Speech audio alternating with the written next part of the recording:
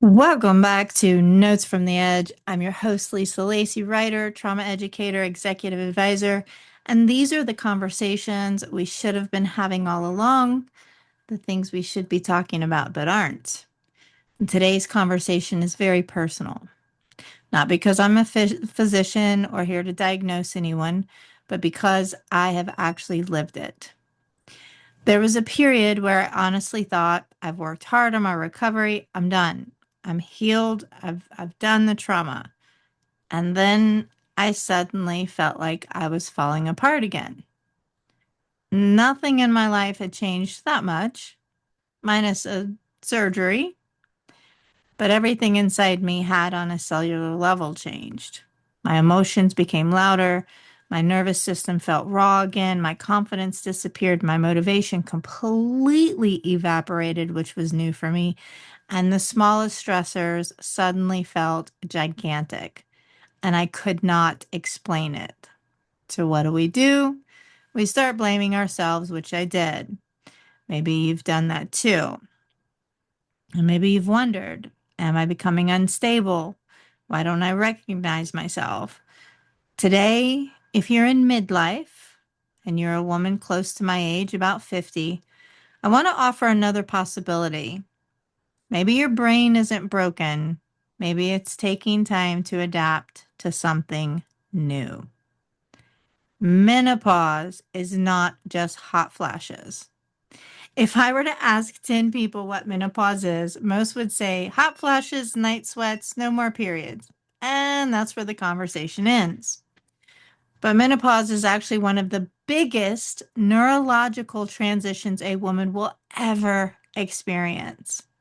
Because estrogen doesn't just affect your ovaries, it actually affects your brain. In fact, estrogen has receptors throughout the brain. It influences serotonin, the neurotransmitter most people associate with happiness. It influences your dopamine, which affects motivation, reward, and pleasure. It influences your GABA, which helps calm your central nervous system. It influences your norepinephrine, which influences attention and stress. It also affects your memory, learning, sleep, inflammation, and even how efficiently our brain cells communicate with each other. So, in menopause, when it starts fluctuating, or in my case, disappearing completely, your brain just isn't missing a hormone, it's recalibrating an entire communication network. So, imagine this: unplugging dozens of tiny electrical connections inside your house. Everything still works, just not the way it used to. So, this is why depression can suddenly appear. And it's something that a lot of women don't know because guess what? We're not talking about it. Depression during menopause doesn't always feel like depression. Sometimes it feels like, fuck it, I don't care anymore. You can feel exhausted, irritable, brain fog, crying over commercials or dogs, complete emotional numbness, or here's where shame enters. If you've always been a high achiever like me, you start struggling, and women who have always held it together all of a sudden cannot. And those of us who have spent decades caring for everyone else suddenly don't even have the energy to care for ourselves. Then comes in the guilt. I shoulda, woulda, coulda, should be stronger. I should handle harder things better. What's wrong with me? Nothing may be wrong with you. Your brain may simply be asking for support while adapting, and it will, to a completely new biological environment because trauma changes the equation. And this is the part I wish more people understood. Menopause doesn't happen in isolation. It happens inside your safety system, your survival system, your nervous system, the one you've built your entire life. If you've experienced childhood trauma such as domestic violence, PTSD, addiction, chronic stress, depression, anxiety, your nervous system has already worked incredibly hard to keep you functioning. Now, imagine asking that same nervous system to adapt to dramatically changing hormone levels. It's not surprising that things become louder for you. This does not mean you failed. It means your brain is working overtime and there's an additional layer.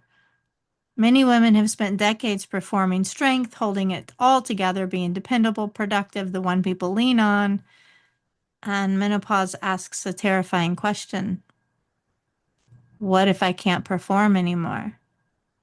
And that question, my friends, has a very little to do with hormones and everything to do with identity. For me, this wasn't gradual. All of this happened overnight.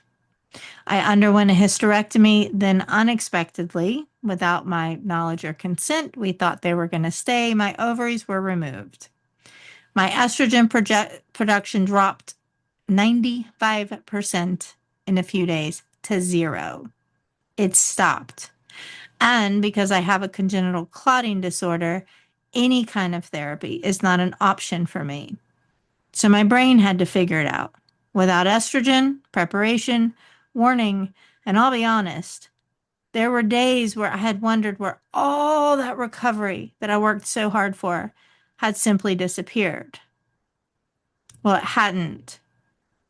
My biology had changed. And that realization changed everything. Because instead of what's wrong with me, I started asking, what does my brain need right now? And those are very different questions. We have to stop calling women crazy. Although I like the word crazy, I kind of own it. Thus, the name of my new memoir, Notes from a Certified Madwoman. But history has not been particularly kind to women. We've been called too emotional, too sensitive, too dramatic, too hormonal, too much. Meanwhile, our brains have been adapting to enormous biological shifts without any support. Think about it. We monitor blood pressure, blood sugar, cholesterol, heart health. But when a woman suddenly develops depression during menopause, many people still assume it's psychological. But it's both. The brain and the body have never been separate, but somehow we treat them that way. And the brain is the only organ in the body that we will treat without even looking at it. We do not do genetic testing to make sure the drugs being thrown at us will actually metabolize in our body, which is available. And we certainly don't do brain scans to look at the brain. So, what do we do? Self compassion is key, not judgment. Sleep, as much as it can be difficult to get during menopause if you have insomnia, does become medicine. Some movement. I know your joints probably hurt, but some movement. There's a lot of information out there about simple movements that can just get your blood flowing and your lymph nodes draining. Nutrition becomes medicine. Connection becomes medicine. Knowledge becomes medicine. Boundaries, sometimes therapy, sometimes medication, and sometimes simply understanding what's happening to you becomes medicine. Because knowledge and information can remove the shame you may feel. And shame certainly will not help you heal because it is the lowest vibration we can carry. So if menopause has changed your mental health, I hope today's conversation gave you something incredibly important: language for what's happening to you. Because when we can at least name what's happening, we can stop blaming ourselves for it. And if you've been wondering why you don't feel like yourself anymore, please know this: it's not that you're losing yourself. Maybe you're meeting a version of yourself whose brain simply needs something different than it did 10 years ago. There is hope. There is help. There is absolutely nothing weak about asking for both. Thank you for spending this time with me and walking my menopausal journey with me. If this episode helped you understand yourself or someone you love, please share it out. There are millions of women quietly believing that they are the only one, and believe me, you are not. None of us are. A lot of us are going through this, and it's one of those conversations we're not talking about enough.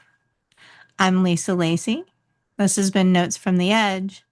Until next time, take good care of that brain of yours that's changing, because taking care of that can change your entire life.